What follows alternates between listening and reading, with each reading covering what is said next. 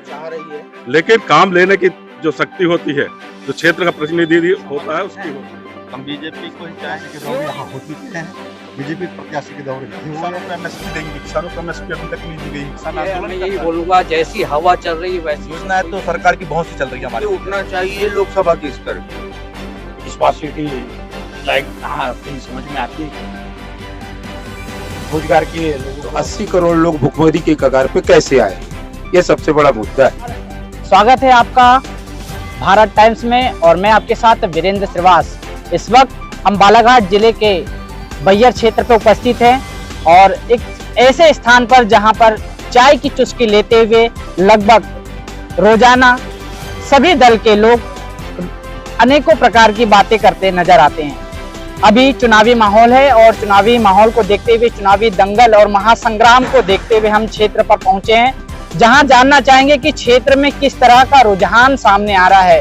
इस बार वे किस पार्टी को अपना मत देना चाहेंगे और किसे इस बार सरकार चुनने पर होना पड़ेगा। जी भैया, क्षेत्र की जनता से जानना चाहेंगे कि इस बार लोकसभा चुनाव के महापर्व में किस तरह का रुझान जो है वो सामने आ रहा है। हम यहाँ की जनताओं से पूछना चाहेंगे कि किस इस तरह का जो रुझान देखा जा रहा है कि महापर्व को लेकर के लोकसभा किस तरह की बातें सामने आ रही हैं। जी हमारे साथ में यहाँ बैयर क्षेत्र की जनता है, बहुत बहुत स्वागत है आपका भारत टाइम्स चैनल के माध्यम से। नमस्कार आप सभी को मेरा सादर प्रणाम।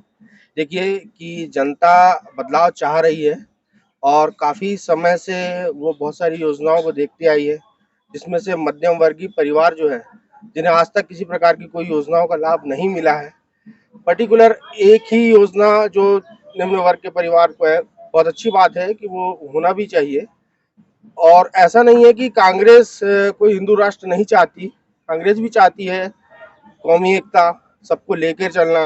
कांग्रेस में हमेशा से कभी जातिवाद का कोई भेदभाव नहीं रहा है और कांग्रेस ने कभी भी इस मुद्दे पे कभी किसी प्रकार का कोई टिप्पणी नहीं की है। बैयर क्षेत्र में लगभग विधानसभा की बात करें तो 2 बार से आपके क्षेत्र के विधायक काबिज पा चुके हैं और देखा जा गया कि विकास जहां के वहां थमा हुआ है। वनांचल क्षेत्र में काफी क्षेत्र आपके यहाँ पर है, लेकिन आज जैसे कि तैसी व्यवस्थाएं देखी जा रही है, यहाँ के लोग काफी स्तरों पर पलायन करते नजर आ रहे, रोजगार के कोई भी साधन नजर नहीं आ रहे। यहाँ के लोग बोलते हैं कि विकास तो वहीं के वहीं थमा हुआ है। क्या कहना चाहेंगे? ये हमारा काफी बड़ा दुर्भाग्य है कि जब भी सरकार बनती है तो विपक्ष की सरकार बनती है और हमें हमेशा विपक्ष में बैठना पड़ता है।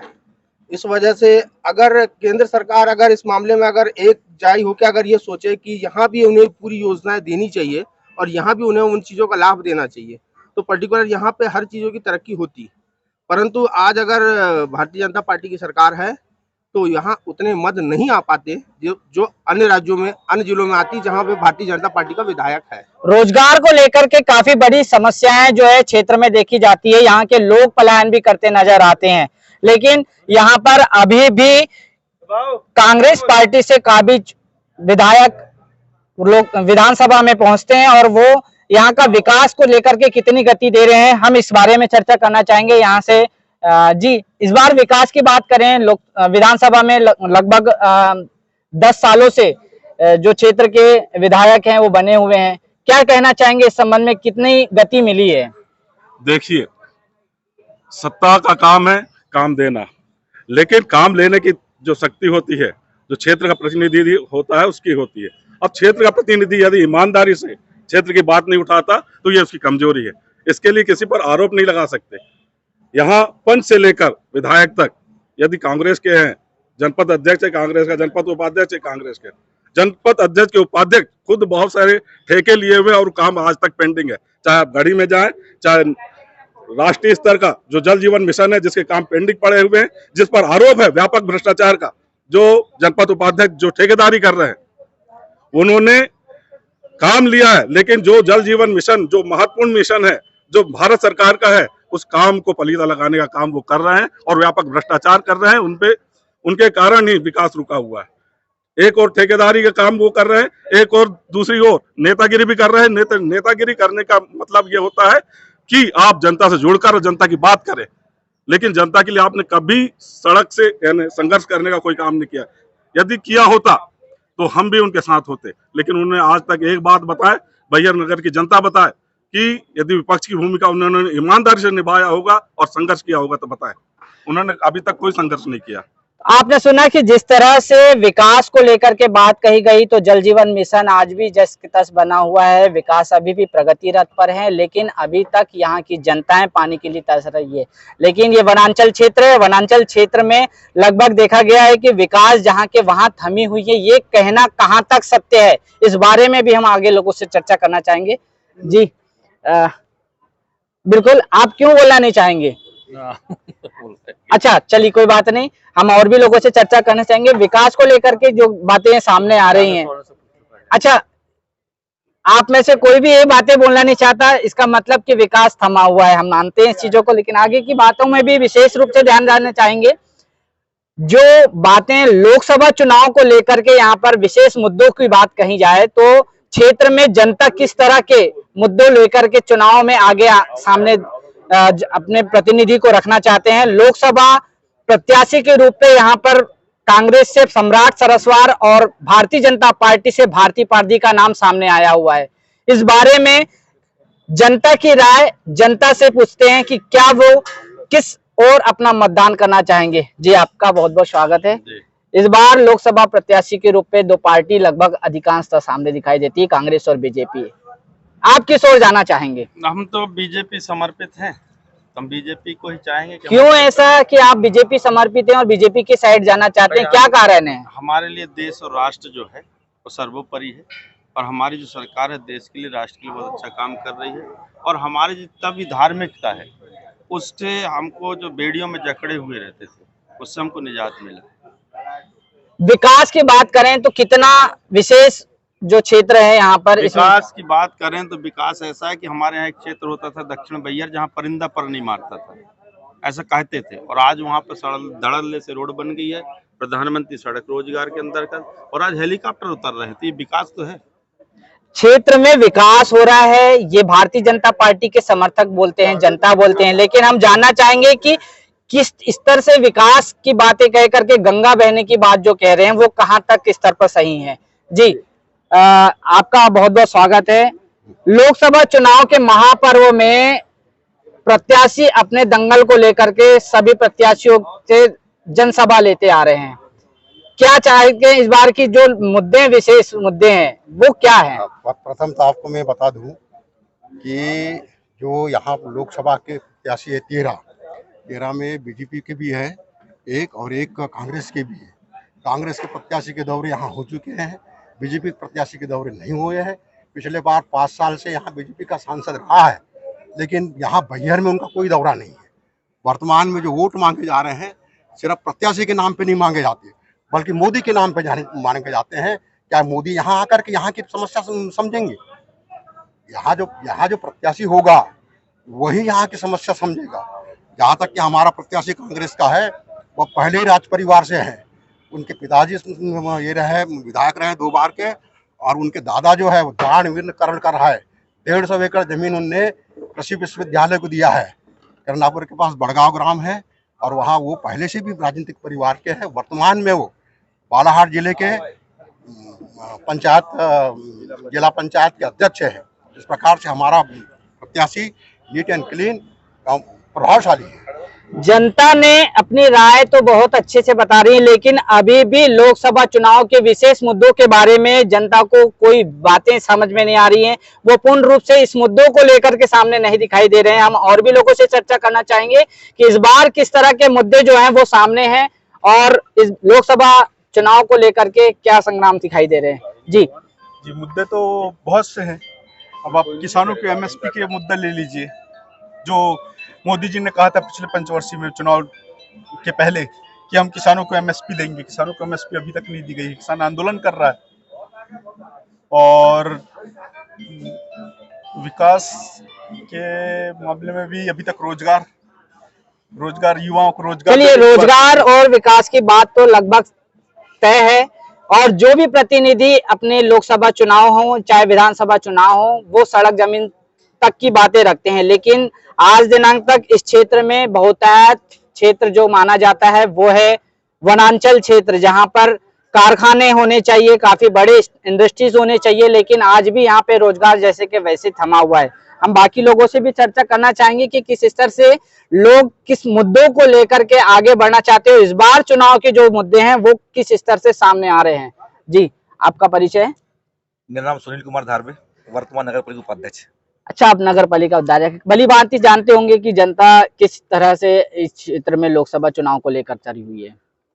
यहाँ तक मेरा सवाल है कि अभी तक तो मैं चुनाव में कभी आया नहीं हूँ, क्योंकि वर्तमान में मैं चुनाव जीत के आया था निर्दलीय, तो मुझे ना कोई कांग्रेस वाला ना कोई बीजेपी वाला आज तक मेरे पास कोई आया नहीं। और शहर की जो जनता है, हमारे बैहर की जनता, योजनाएं तो सरकार की बहुत सी चल रही है हमारे बैहर में और पूरे देश में, लेकिन उस योजनाओं को आगे बढ़ाने के लिए हमारे क्षेत्र के जो नेता हैं वो बिल्कुल कमजोर हैं, जिस कारण से जो है ना हमारे शहर की जनता बहुत परेशान है उस चीज़ों को लेकर। नगर पालिका में बहुत सारे काम आते हैं, टोटल भ्रष्टाचार के अलावा कुछ है नहीं वहाँ पर। आप किस तरह के नेता चाहते हैं?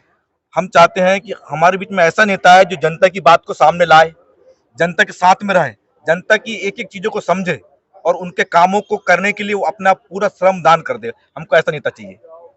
तो देखिए, यहाँ की जनताओं की भी राय सामने आ रही है कि नेता ऐसा चाहिए जो विकास को देखे, यहाँ की जनताओं को समझे और क्षेत्र में विकास को एक ऐसी गति मिले जिस तरह के लिए ये बैहर क्षेत्र जाना जाता है। अभी हमने कुछ दिनों पहले देखा था कि बैहर क्षेत्र में जिला बनाओ अभियान चालू था, जिसमें काफी लोग, बहुत से जनता यहाँ के लोग जुड़े हुए थे, लेकिन ये मुद्दों को लेकर के अभी तक किसी व्यक्ति ने आगे विशेषकर चर्चा नहीं करी है। हम जानना चाहेंगे कि क्या ये बैहर बनाओ अभियान जो बताया जा रहा है वो कितना कारगर सिद्ध हो सकता है ये आगामी चुनाव को लेकर के? मेरे ख्याल से तो ये कुछ कारगर सिद्ध नहीं हो सकता, समझे, क्योंकि जो कांग्रेस वाले हैं ये उठा रहे हैं जिला बनाओ जिला बनाओ। यहाँ क्या है और कैसे जिला बने? यहाँ पे कमी क्या है? यहाँ तो हर चीज की कमी है, फैक्ट्री की कमी है, रोजगार की कमी है, सभी चीज की कमी है यहाँ तो। बस अब ये है, मैं यही बोलूंगा, जैसी हवा चल रही है वैसी सबको ही चले, अब की बार 400 पार। तो यहाँ पर मोदी सरकार की लहर बता रहे हैं, कोई बोलते हैं कि यहाँ पर कांग्रेस की अच्छी विशेष अभियान चला करके क्षेत्र को आगे बढ़ाने की बात कह रहे हैं। लगभग 10 सालों से यहाँ के विधायक काबिज हैं और इस बार पुनः फिर से विधानसभा में जीत कर आए हैं और भी मुद्दे सामने आते हैं। लेकिन हम बात करना चाहेंगे लोकसभा चुनाव को लेकर के, जो राहुल गांधी काफी बड़े यात्राएं कर रहे हैं और यहाँ पर मोदी की एक जो लहर है वो कहाँ तक साबित हो रही है। हम बैहर क्षेत्र की बात करें तो बैहर में काफी माहौल है कांग्रेस का। क्या आप बताना चाहेंगे कि अब इस क्षेत्र में किस स्तर से विकास की बात करें, चाहे अपन लोकसभा चुनाव की बात करें, विधानसभा की बात करें, बैहर बनाओ अभियान की बात करें, तो कितने स्तर पर चल रही है? मैं सिराज अख्तर, पूर्व उपाध्यक्ष नगर परिषद बैहर, महामंत्री जिला कांग्रेस कमेटी बालाघाट। देखिए, ये लोकसभा चुनाव है और इसमें मुद्दे उठना चाहिए लोकसभा के स्तर के। आज तक के 4 बार के भाजपा के सांसदों ने बैहर के लिए कुछ नहीं किया। इवन बैहर में Ukwa manganese mines, Malanjkhand copper project, आज तक भाजपा के सांसद ने कभी रेलवे लाइन के लिए नहीं बोला कि यहाँ रेलवे लाइन हो, मलाजखंड में स्पल्टिंग प्लांट लगना चाहिए। यहाँ के बेरोजगार लोग पलायन करके बाहर मजदूरी करने जा रहे हैं। और जहाँ तक जिला बनने की बात है, आप 400 पार की बात कर रहे हो और जो जिला बनाने के लिए मना कर रहे हो। अरे भाई, जिला नहीं बनेगा तो विकास कहाँ से होगा? हमारे प्रत्याशी जो हैं श्री सम्राट सरस्वार जी, इनके पिताजी जब बालाघाट के विधायक हुआ करते थे तब उन्होंने इस मांग को कि मलाजखंड का स्मल्टिंग प्लांट बनना चाहिए पूरी विधानसभा से प्रस्ताव पारित करके भिजवाया था उन्होंने। उसके बाद भी भाजपा सरकार के उसमें कुछ नहीं जू नहीं देंगी। भाजपा का एक ही काम है, मार्केटिंग मार्केटिंग मार्केटिंग। झूठ बोलो, जोर से बोलो, झट से बोलो, उनका झूठ बिकता है, इसलिए वो सफल होते हैं। आज भी अगर कांग्रेस का सांसद बनता है तो पहली प्राथमिकता रहेगी बैहर क्षेत्र में रेलवे लाइन, दूसरी प्राथमिकता मलाजखंड का स्मल्टिंग प्लांट, जहां पे यहाँ के युवाओं को रोजगार मिले, अच्छी शिक्षा मिले, केंद्र की जितनी भी जन हितैषी योजनाएं हैं उन्हें तत्परता से लागू की जाएगी। वैसे भी बालाघाट में मुख्यालय में हमारे जो प्रत्याशी हैं उनके वंशज दानवीर के नाम से जाने जाते हैं, जो कभी किसी पद की लालच नहीं किए। एक अभी आप ये देखिए कि सरस्वार जी 2 साल से जिला पंचायत सदस्य हैं, उनके ऊपर 1 रुपए का दाग नहीं लगा कि उनने कोई कमीशन खोरी की हो, कोई भ्रष्टाचार खोरी की हो।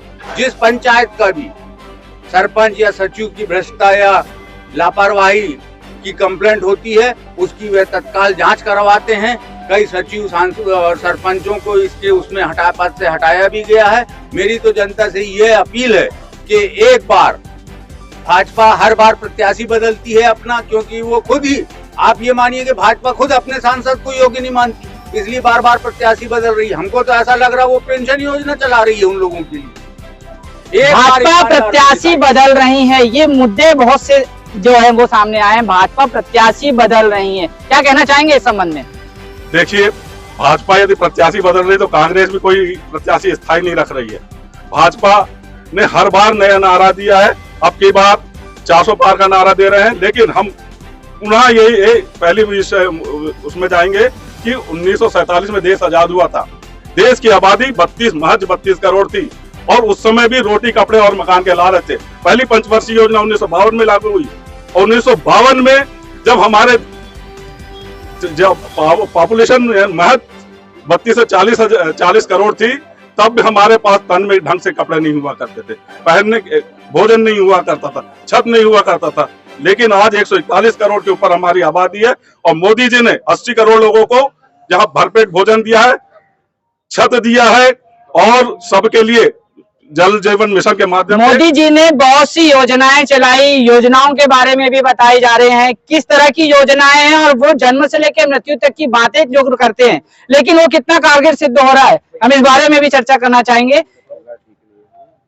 जी, आपसे आप ये बताएं कि मोदी जी की जो बहुत सारी योजनाएं चल रही है, प्रदेश सरकार, कांग्रेस सरकार, प्रदेश सरकार और भारतीय जनता पार्टी जो जितनी सरकारी योजनाएं चला रही है, ये योजनाएं कहां तक कारगर सिद्ध हो पा रही है? सिर्फ कागजों पे है, दिखाई तो देता नहीं है। उन्होंने कहा था कि स्मार्ट सिटी लाएंगे, कहाँ कहीं समझ में आती है क्या?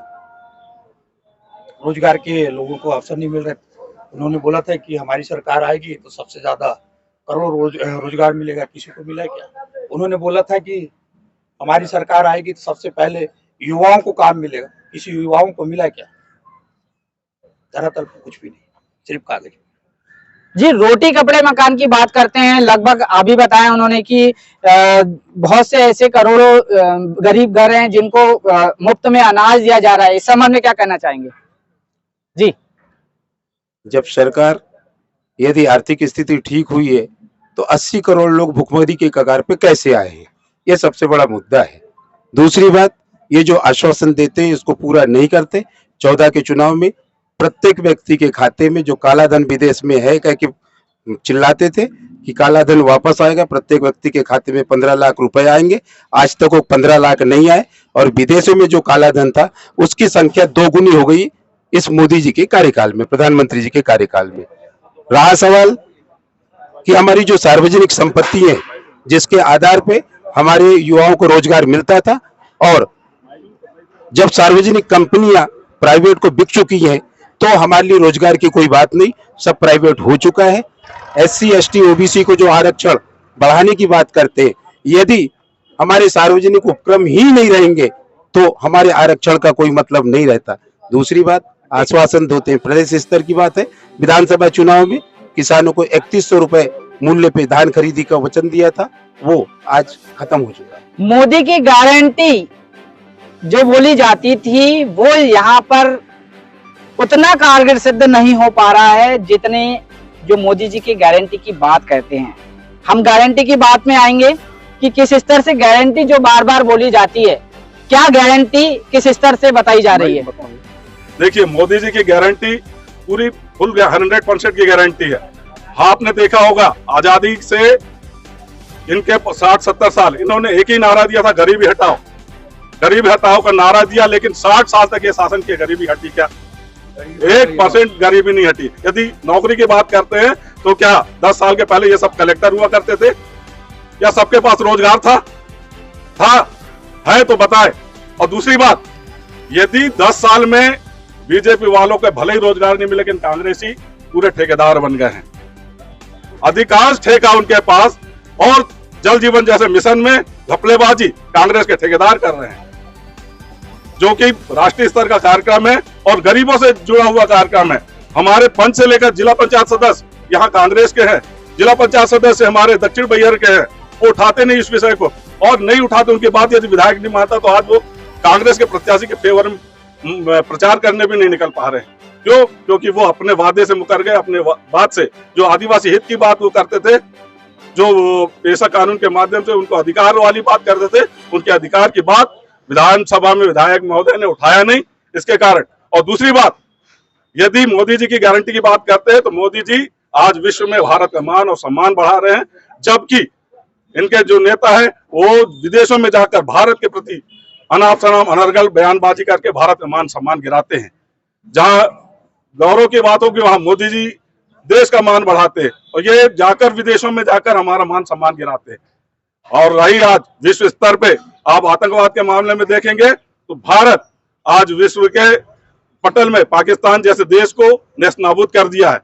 ऐसे नहीं कि उसके ऊपर आक्रमण किया, ऐसे किया है कि अपनी नीतियों के माध्यम से ये बोलते हैं कि हमने नोटबंदी की और लाइन में लोगों को खड़ा किया। नोटबंदी की और उस नोटबंदी का परिणाम है भारत पाकिस्तान कंगाल हो गया। उस नोटबंदी का परिणाम है बांग्लादेश की स्थिति खराब हो गई। उस नोटबंदी का परिणाम है श्रीलंका की हालत खराब हो गई। तो ये देखें, आपने जिस स्तर से लोकसभा चुनाव को लेकर विशेष मुद्दों की बात करते हैं, यहाँ पर महंगाई भत्ते की बात करते हैं, तो किस स्तर से यहाँ पर देखा गया महंगाइयों को लेकर के अभी तक किसी व्यक्ति ने भी कोई बातें नहीं कही है। हम कहना चाहेंगे कि क्या इस बार महंगाई को लेकर के क्या कहना चाहेंगे आप?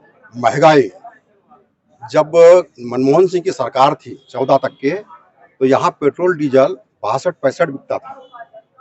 आज उस पेट्रोल डीजल की अंतर्राष्ट्रीय कीमत कम हो गई, लेकिन यहाँ बैहर में जो है 112 मिलता है लगभग। यानी पेट्रोल डीजल अंतर्राष्ट्रीय लेवल पे कम होने के बाद यहाँ पेट्रोल डीजल की कीमत ज्यादा हो गई। आप खाने पीने की चीजों के ऊपर जीएसटी लग गई, जिससे महंगाई हो गई है। हर इसमें देखिए, आप खाने का तेल देख लीजिए। ये मेरे पास में 5 ग्राम की रिंग है, ये पहले 20,000 से 25,000 के अंदर में 10 ग्राम सोना मिलता था, आज 70 से 75,000 मिलता है। यानी ऐसा कोई कोना नहीं बचा जहाँ महंगाई नहीं बढ़ी हो। हर कोने में, हर स्तर में महंगाई बढ़ी गई। और महंगाई, बेरोजगारी का तो आलम यह है कि जो नौकरियां थी, अभी भैया जी ने बताए थे कि पहले नौकरियां बहुत थी करके, मैं आपको बता दूं, इतने ये कोरोना में इतनी नौकरियां गई है लोगों की जो वापस नहीं आई। हमारे राहुल गांधी ने बोला मैं 30 लाख जो वैकेंसियां है ऑलरेडी केंद्र सरकार में, वह अपनी सरकार बनते ही तत्काल लागू करूंगा, ओपीएस का लागू करूंगा बोला। यानी कहने का मतलब यदि आपके पास में पैसा रहेगा, आपकी क्रय शक्ति बढ़ेगी। भारत टाइम्स में काफी स्तर से यहाँ की जनताओं से हमने राय लिया है, लेकिन बड़े मुद्दों को लेकर के अभी तक किसी से चर्चाएं उतनी बड़ी नहीं हो पाई है। हम जानना चाहेंगे कि इस बार जो इलेक्ट्रॉल मुद्दे हैं वो काफी बढ़ चढ़ करके सामने आ रहे हैं। इस मुद्दों को लेकर के विपक्ष कभी भी अपना आगे नहीं बढ़ रहे हैं। विपक्ष आगे बढ़ रहा है, विपक्ष सोशल मीडिया में बढ़ रहा है। इलेक्ट्रॉनिक मीडिया तो अब पूरा भाजपा भक्त है।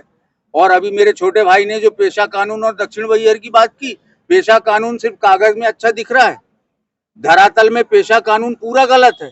कहां से तेंदुपत्ता तोड़ने वाले 16 करोड़ रुपए लाएंगे? कौन सी पंचायत देगी? पंचायत को कोई सरकार पैसा दे रही है क्या? और जहां तक विधायक की बात है, विधायक निधि से दक्षिण बैहर में जितने कार्य हुए, विधायक जितना दक्षिण बैहर का ख्याल रखता है उतना आज तक के ना किसी सांसद ने रखा है ना विधायक ने रखा है। मैं तो कहता हूं विधायक निधि में दक्षिण बैहर के कार्य देख लो और सांसद निधि के कार्य देख लो। रही बात इलेक्ट्रल बॉन्ड की, तो इलेक्ट्रल बॉन्ड एक बहुत बड़ा घोटाला है इस वक्त।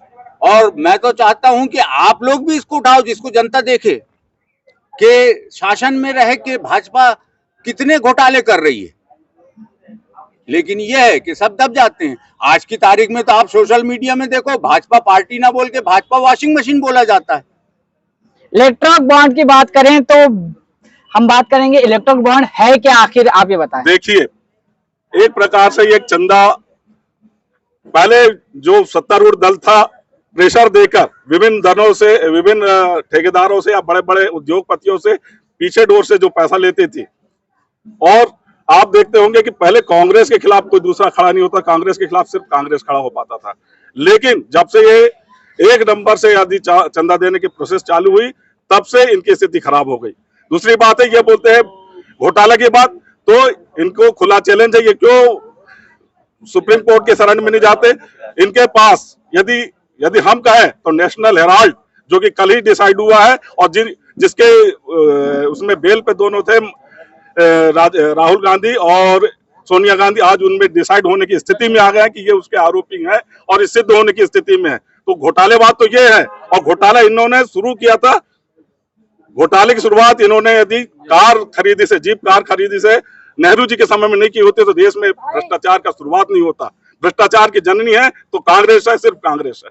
महंगाई को लेकर के आपने देखा कि किस स्तर से काफी बातें सामने आई। बैयर क्षेत्र की जनता लोकसभा चुनाव को लेकर के काफी उत्सुक है और 19 अप्रैल को मतदान के लिए काफी आतुर हैं। देखना चाहेंगे कि इस क्षेत्र में किस स्तर से यहाँ के जनता मतदान करने के लिए मतदाता उस क्षेत्र में पहुंचेंगे और मतदान के लिए आगे बढ़ेंगे, जो कि मतदाता जागरूक अभियान चलाए जा रहे हैं कि हर घर से सभी लोग अपने घरों से बाहर निकले और 100% मतदान करने के लिए सरकार भी अधिक योजनाएं चला रही हैं, जिसको लेकर के हम देख सकते हैं इस बार और भी बहुत से लोग हैं जो बहुत से मुद्दों को लेकर के चर्चा करना चाहेंगे। लेकिन लोकसभा चुनाव को लेकर के काफी बड़े मुद्दे सामने आ रहे हैं और इसको लेकर के हमने बैयर क्षेत्र की जनताओं से उनकी राय समझी और देखा कि यहाँ पर जिस तरह के रुझान सामने आ रहे हैं, बेरोजगार को लेकर, इंडस्ट्रीज को लेकर के, चाहे वो गरीबी से लेकर के बड़े योजनाओं तक की बातें कहें, तो सभी योजनाएं जहां पर मोदी ने चलाई, चाहे वो किसी भी सरकार ने चलाई, वो कहां स्तर तक स्थित है।